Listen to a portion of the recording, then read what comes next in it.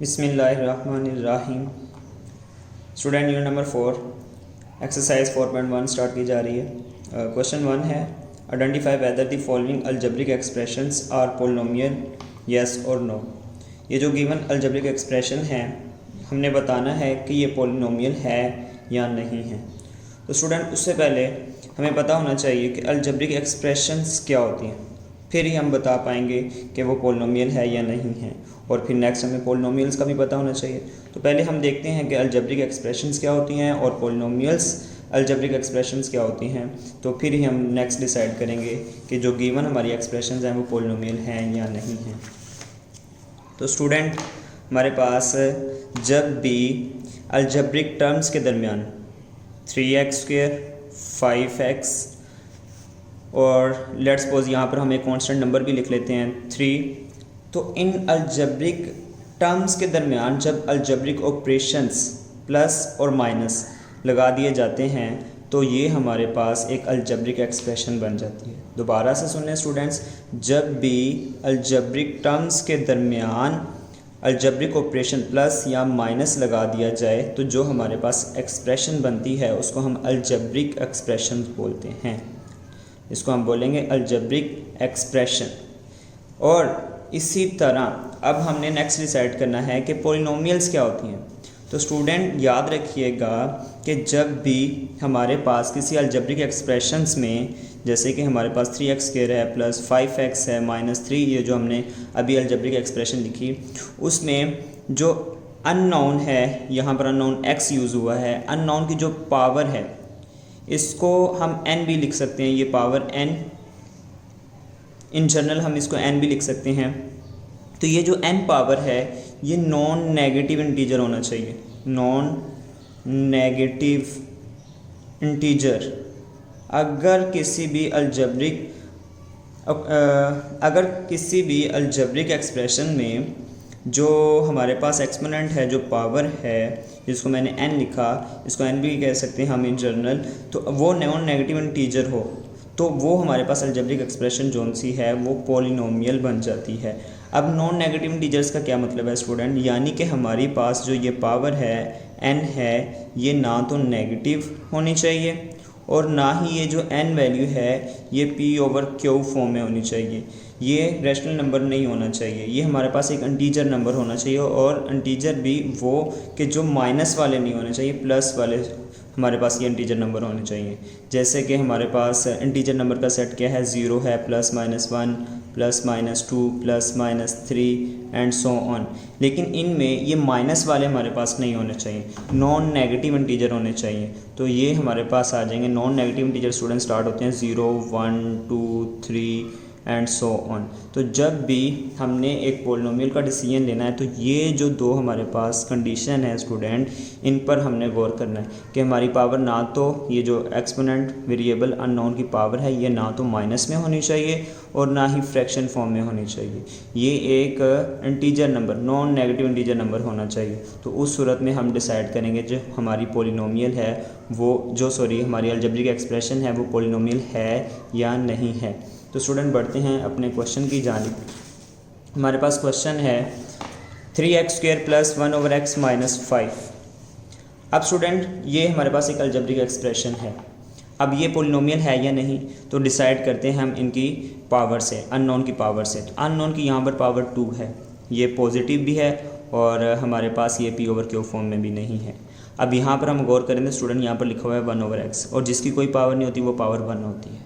तो स्टूडेंट ये पावर जब हम इस अननोन को ऊपर शिफ्ट करेंगे 3x² प्लस ये x ऊपर शिफ्ट होगा तो इसकी पावर जो सी है साइन चेंज होगा, प्लस में है तो -1 हो जाएगा -5। तो स्टूडेंट यहाँ पर गौर करें तो ये जो हमारी पावर है एक्सपोनेंट अननोन की पावर जो सी है, ये जो हमारा अननोन है इसकी जो पावर है वो -1 हो चुकी है। मतलब हमारे पास ये माइनस में जब आ जाती है पावर तो ये हमारे पास पोलिनोमियल नहीं होती। हमेशा जो पोलिनोमियल अलजेब्रिक एक्सप्रेशन वही होती है जिसकी पावर जो सी है वो पॉजिटिव में होती है और इंटीजर पॉजिटिव होती है, नॉन नेगेटिव इंटीजर पॉजिटिव होती है। तो ये हमारे पास माइनस में आ गई है तो हम इसको लिखेंगे नो। अब स्टूडेंट बढ़ते हैं पार्ट नंबर 2 की जानिब। यहाँ पर अगर हम गौर करें तो x⁻³ है पॉजिटिव भी है और इंटीजर नंबर भी है, और ये भी हमारे पास नॉन नेगेटिव इंटीजर नंबर है, पावर 2 है। लेकिन यहाँ पर स्टूडेंट अगर हम गौर करें तो ये हम लिखेंगे 3x power 3 minus 4x power 2 minus x, और इसको हम लिखेंगे x स्क्वायर रूट है तो स्क्वायर रूट की वैल्यू होती है 1/2 प्लस 3। स्टूडेंट यहाँ पर अगर हम गौर करें तो नॉन नेगेटिव तो है हमारे पास, ये नेगेटिव नहीं है, पॉजिटिव है, लेकिन ये नॉन नेगेटिव इंटीजर नहीं है, मतलब इंटीजर नंबर नहीं है, ये हमारे पास एक p/q फॉर्म में रैशनल नंबर आ गया है।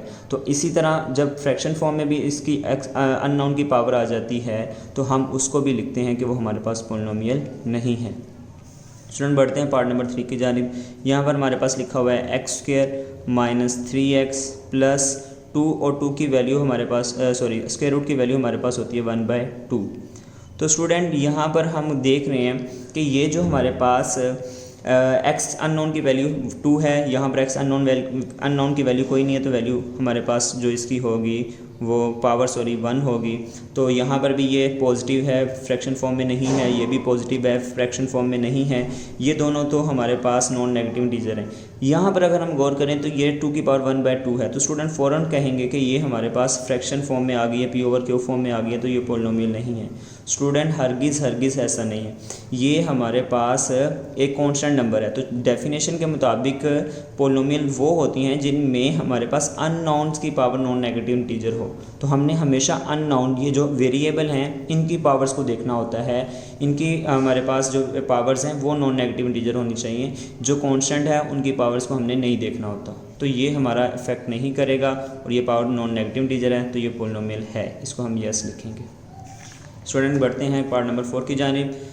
हमारे पास पार्ट नंबर 4 है 3x/2x माइनस 1 प्लस 8। स्टूडेंट यहाँ पर अगर हम गौर करें तो हमारे पास इसकी कोई पावर नहीं तो पावर 1 है, यहाँ पर अननोन की कोई पावर नहीं तो पावर 1 है। हम देख रहे हैं कि ये पावर जो सी हैं पॉजिटिव हैं, नॉन नेगेटिव इंटीजर हैं, और स्टूडेंट इसको फ़ौरन यस लिख देंगे, लेकिन स्टूडेंट ये यस नहीं है, ये नो है, क्योंकि हमने सीखा पार्ट नंबर 1 में कि जब अननोन की पावर अननोन जोन से ऊपर शिफ्ट होता है तो उसकी पावर के साइन जोन से हैं वो चेंज होते हैं। तो सेम लाइक हेयर, जब हम इसको सॉल्व करेंगे तो ये जब ऊपर शिफ्ट होगा तो इसकी पावर प्लस है तो ये पावर माइनस होगी, इसके नीचे भी डिवाइड होगा, और इसके साथ जब सॉल्व होगा ये ऊपर शिफ्ट होगा तो इसकी पावर माइनस में चले जाएगी। तो सॉल्व नहीं हमने करना, बस येस और नो में आंसर करना होता है। तो ये हमारे पास नो आएगा, ये पॉलिनोमियल नहीं है। बिस्मिल्लाहिर्रहमानिर्रहीम। स्टूडेंट बढ़ते हैं क्वेश्चन नंबर 2 की जानिब। State whether each of the following expression is a rational expression और नॉट। जो गिवन हमारे पास एक्सप्रेशंस हैं वो रैशनल एक्सप्रेशंस हैं या नहीं हैं। तो स्टूडेंट हमारे पास रैशनल एक्सप्रेशन कौन सी होती है, पहले हमें वो सीखना होगा कि जब भी हमारे पास p/q(x) दो हमारे पास पोलिनोमियल आ जाए, p(x)/q(x), p(f)(x) हमारे पास एक पोलिनोमियल है और q(f)(x) हमारे पास एक पोलिनोमियल है। जब इनको सॉल्व करें और इनका क्वेश्चन जो सा है हमारे पास एक लोएस्ट फॉर्म में आए, और वो लोएस्ट फॉर्म इस तरह से हो कि उसके न्यूमिनेटर की डिग्री डिनोमिनेटर की डिग्री से स्मॉलर हो। स्टूडेंट इसको आसान अल्फाज में हम अगर सीखना चाहें तो रैशनल एक्सप्रेशंस वो होंगी जिनमें हमारे पास न्यूमिनेटर में भी एक पोलिनोमियल हो और डिनोमिनेटर में भी एक पोलिनोमियल हो, तो उसको हम कहेंगे कि वो रैशनल एक्सप्रेशन है। अगर न्यूमिनेटर में हम देखें कि पोलिनोमियल नहीं आ रही तो हम फ़ौरन उसको लिख देंगे कि वो रैशनल एक्सप्रेशन नहीं है। और सेम इसी तरह हम डिनोमिनेटर में भी देखेंगे कि हमारे पास अगर वो पोलिनोमियल नहीं है तो हम फ़ौरन उसको लिख देंगे वो टोटल जो एक्सप्रेशन है वो रैशनल एक्सप्रेशन नहीं है। स्टूडेंट यहाँ पर हमने वेरिएबल्स को नीचे से ऊपर या ऊपर से नीचे शिफ्ट नहीं करना, ऊपर हमने न्यूमिनेटर में सेपरेट पोलिनोमियल चेक करनी है और डिनोमिनेटर में सेपरेट पोलिनोमियल चेक करनी है। तो यहाँ पर देखते हैं हमारे पास क्या है, 3 और x स्क्वायर रूट है, और स्क्वायर रूट की वैल्यू हमारे पास होती है 1/2 डिवाइडेड बाय 3, और ये स्क्वायर रूट x है, और x स्क्वायर रूट वैल्यू हमारे पास होगी 1/2 प्लस 5। स्टूडेंट यहाँ पर आप चेक कर सकते हैं कि x 1/2 पावर आ गई हमारे पास, और जैसे ही हमारे पास वैल्यू जो सी है 1/2 हो जाती है, पावर हमारे पास है अननोन की 1/2, या इसको हम इंटरनल p/q फॉर्म में कह दें कि p/q फॉर्म में जब भी अननोन की वैल्यू हमारे पास आ जाती है, पावर आ जाती है, तो वो पोलिनोमियल नहीं होती। अब न्यूमिनेटर में ही जब पोलिनोमियल नहीं है तो डिनोमिनेटर को आप चेक करने की नहीं है, तो आप फ़ौरन लिख सकते हैं कि वो हमारे पास रैशनल एक्सप्रेशन नहीं है। इसको आप नो करेंगे। स्टूडेंट बढ़ते हैं पार्ट नंबर 2 की जानिब। स्टूडेंट पार्ट नंबर 2 में देखें तो हमारे पास है x⁻³ minus 2x⁻² plus square root 3 और स्क्वायर रूट की वैल्यू होती है 1/2 डिवाइडेड बाय हमारे पास आएगा 2 + 3x - x²। स्टूडेंट यहाँ पर अननोन की पावर 3 है, नॉन नेगेटिव इंटीजर है, पावर 2 नॉन नेगेटिव इंटीजर है, ये कांस्टेंट है, ये इफेक्ट नहीं करता, इसको हम नहीं देखते हैं। ये हमारे पास 2 है, कांस्टेंट है, इसको नहीं देखना। ये हमारे पास x अननोन है, इसकी पावर कोई नहीं है तो पावर 1 है, और ये पावर 2 है तो ये भी नॉन नेगेटिव इंटीजर है। ऊपर भी हमारे पास पोलिनोमियल है न्यूमरेटर में, और डिनोमिनेटर में भी हमारे पास एक पोलिनोमियल ही है। तो जब न्यूमरेटर में भी पोलिनोमियल हो और डिनोमिनेटर में भी पोलिनोमियल ही हो तो हम लिखते हैं कि वो हमारे पास रैशनल एक्सप्रेशन है। यस स्टूडेंट, बढ़ते हैं पार्ट नंबर 3 की जानिब। यहाँ पर हमारे पास है x⁻2 + 6x + 9 divided by x² - 9। Student यहाँ पर आप देखें तो पावर हमारे पास 2 है, नॉन नेगेटिव इंटीजर है, पावर कोई नहीं तो पावर 1 नॉन नेगेटिव इंटीजर है, पावर 2 है, नॉन नेगेटिव इंटीजर है। तो स्टूडेंट न्यूमरेटर में भी हमारे पास पोलिनोमियल है और डिनोमिनेटर में भी हमारे पास पोलिनोमियल ही है। तो जब न्यूमरेटर में भी पोलिनोमियल और डिनोमिनेटर में भी पोलिनोमियल ही हो तो हम लिखते हैं कि वो हमारे पास रैशनल एक्सप्रेशन है। यस स्टूडेंट, बढ़ते हैं पार्ट नंबर 4 की जानिब। 2√x और स्क्वायर रूट की वैल्यू 1/2 + 3 डिवाइडेड बाय 2√x और स्क्वायर रूट की वैल्यू 1/2 - 3। स्टूडेंट देखें तो हमारे पास न्यूमरेटर में ही जो अननोन है उसकी पावर 1/2 नॉन नेगेटिव इंटीजर नहीं है, इंटीजर नंबर नहीं है, और इसी तरह डिनोमिनेटर में भी इंटीजर नंबर नहीं है। तो न्यूमरेटर में भी पोलिनोमियल नहीं है और डिनोमिनेटर में भी पोलिनोमियल नहीं है। तो कोई एक भी अगर हमारे पास पोलिनोमियल ना हो तो हम लिखते हैं कि वो रैशनल एक्सप्रेशन नहीं है। इसका आंसर आएगा नो। Thank you.